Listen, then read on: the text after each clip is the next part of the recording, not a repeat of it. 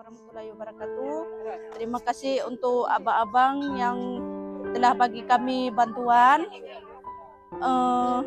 sebab kami kena banjir kat sini.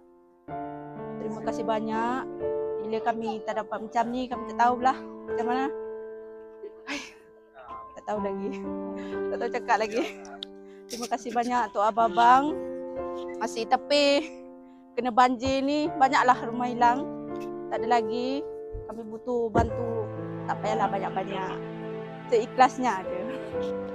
Macam bantuan beras, minyak, telur. Kalau macam mie instan, aku rasa tak boleh banyak lah. Sebab anak-anak tak boleh makan banyak-banyak. Yang kami butuh beras, minyak, gula, telur. Ya. Okay, terima kasih buat abang-abang yang baik hati telah berkenan datang dekat sini, dekat Langkahan, Aceh Utara. Okay, terima kasih.